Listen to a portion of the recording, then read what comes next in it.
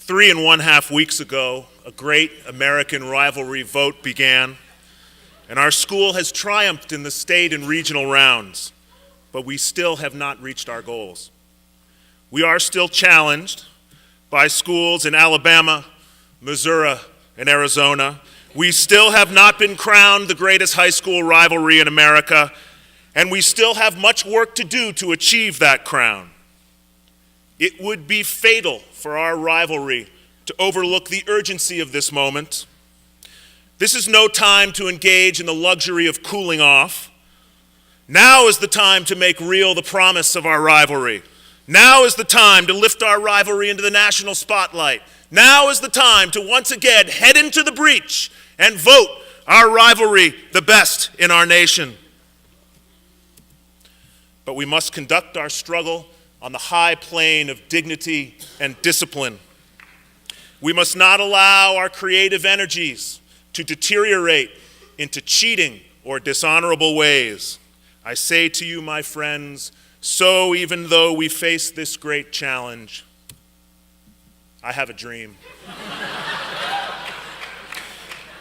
It is a dream deeply rooted in the St. Johnsbury Academy dream. I have a dream that for the next 6 days, this school will rise up and vote with Linden Institute to propel our rivalry to the front of this national competition.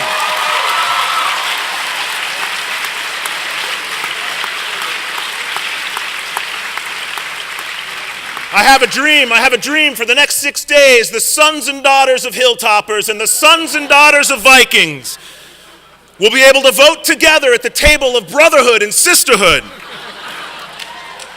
I have a dream that for the next 6 days, even the schools of Petty and Blair, schools suffering in the anguish of defeat, burdened with the weight of a voting scandal, those schools will be transformed and they will rise up and vote for our rivalry. I have a dream today.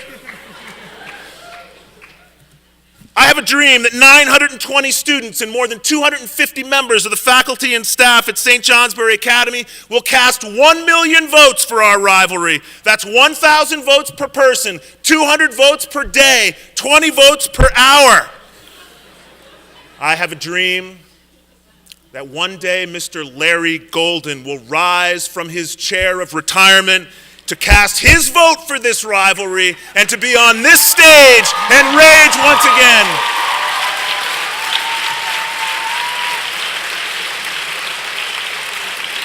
I have a dream that Mr. Lovett will step forward today. And Mr. Lovett will say, if we win this rivalry, we get a headmaster's holiday. I have that dream.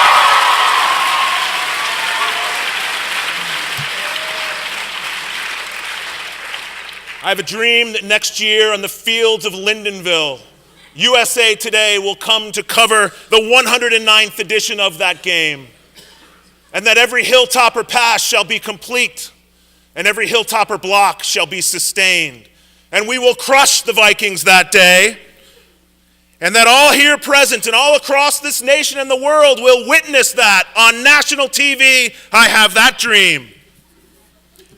So this is the faith with which I stand before you today. And with this faith, we will be able to vote together, to play together, to stand up for our rivalry together, knowing that together we are part of something bigger than ourselves. And we will win together next Wednesday.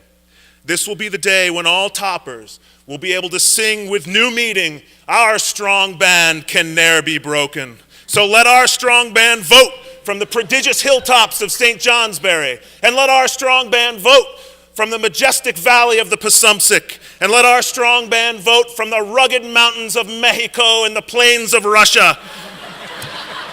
And let our strong band vote from the spectacular coasts of China, and from the first floor hall of Colby, and from Streeter Dining Room, and from the fireside of the Mayo Center. And let our strong band vote from 8 o'clock in the morning until chapel if you don't have an exam.